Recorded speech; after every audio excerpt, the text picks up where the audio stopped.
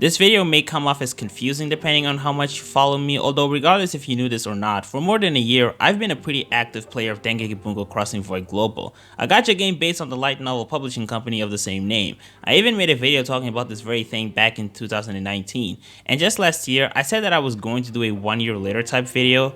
That never ended up happening, mostly because a lot of what I had to do was just boring reporting, and recording gameplay footage is kind of a pain in the ass because I have to use my phone's built-in game recorder, which slows down the performance. I guess this might be the closest to a video like that because I'm not gonna lie, after I'm done writing this script, I think I'm gonna nuke this fucking game, or at least I'll put it off for a while. Now, before you ask, don't worry, this has nothing to do with my financial situation. In fact, the only time I've ever spent money on this game was for the rookie package back in like November of 2019, and I only spent like €1. So this isn't so much about my financial safety, it's more so about my time. As you all remember, I'm trying to do a challenge where I study Japanese and write stories depending on the results of certain tests I've planned. And while I won't say these have been consuming a significant amount of my time, because honestly it hasn't that much, it certainly has put more constraints on my daily routines. And this game consumes the ever-living fuck out of my time.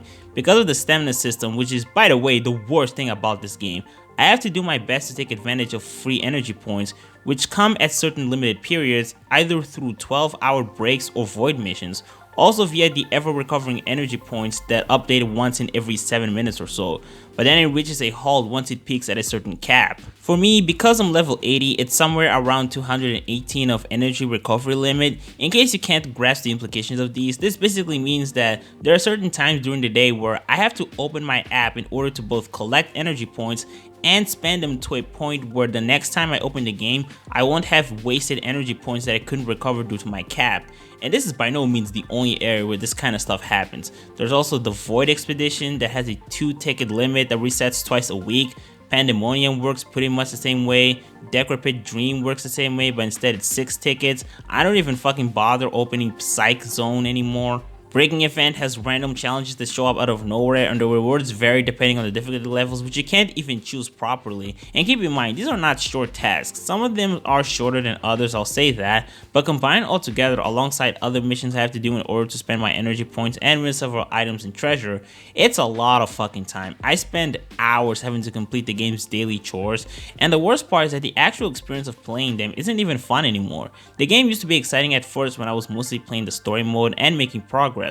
But months ago, I finished chapter 15, and even then, I haven't reached 54 stars yet. And even if there was still more story to come, I know that at the end of the day, it would still amount to me having to grind a lot. Because while at first it wasn't that necessary to complete the missions, eventually leveling up your characters in order to defeat the stronger opponents became a fucking long-term investment. It can take weeks, sometimes over a month, to boost your characters up just to complete one boss battles, and while I appreciate the game for having auto and memory mode, which prevents me from having to manually repeat battles over and over again just to recollect items, which would definitely make it more tedious than it already is, it's still not really all that fun to just sit and wait until the matches are over. Like, it doesn't even feel like I'm playing the game anymore, it's more like a background process, except I'm forced to keep my eyes on it, so it ends up distracting me from other stuff I could be doing instead of quote-unquote playing this game. But you know what the funniest part is? I've had these complaints for a long time, and even despite that, I was willing to tolerate it since I've been playing this game for a long time, and the brand recognition was still brainwashing me into continue wasting my time.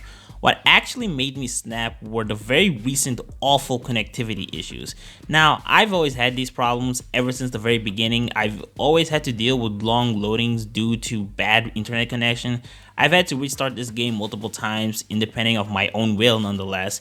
But even with that, it wasn't to a point where the game became unplayable. But recently, this problem has gotten even bigger that now it's a lot more frequent for the game to completely disconnect after matches are over, but before it actually registers the results in my account, so all the time I've spent to achieve victory becomes completely meaningless. Again, this kind of shit has happened before, but now it's a lot worse. Just recently, I've had 4 consecutive crashes on the same mission, to the point where I just fucking gave up. I haven't even brought up that glitch where the game freezes in 2 frames on constant loop, which then forces me to reboot the game entirely. Like, Crossing Void's performance recently has been horrible, utterly dreadful, and I just have to ask myself, what am I gaining from continue playing this? I mean, yeah, sure, it has great turn-based system with really good pixel animations and gorgeous card images, But what's the fucking point when I'm barely even playing it anymore? It mostly runs in the background, there's no story at the moment, progress is made at a ridiculously sluggish pace, the game crashes a lot, and it consumes a fuck ton of my time. The truth is, it's just not worth it anymore. I'm fucking done with this game. Not to say that I'm not grateful, because I actually am. It made me gain interest in some series like Kingdom's Journey, which ended up being a great experience. It eventually got me into Fighting Climax, which, by the way, if you're at all interested in these IPs, Fighting Climax is a far better game. It has worse animation, but it's still a really good competitive 2D fighting game. I recommend buying the Ignition version, although it's only available in Asian stores, so be prepared to buy foreign PSN cards. Another area where this game actually helped me was fixing my schedule. It forced me to wake up at around 8 AM to collect Void Missions items and perform the usual farming. It has also provided me some ambient and touching background music, some I've even recorded for streams.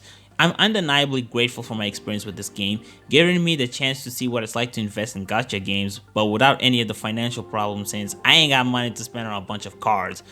But regardless of all of that, I have to move on. I'm probably not gonna uninstall it, but at the time I finish writing this, I'm probably not gonna play Crossing Void for a long time, possibly forever. At least I got to attain school swimsuit Misaka, dual wield Kirito, Kamineko, Hatsune Miko, and some other limited characters before I abandoned this game. So that will always be a legacy that I'll treasure forever. But anyway, hope you guys enjoyed this video, and goodbye.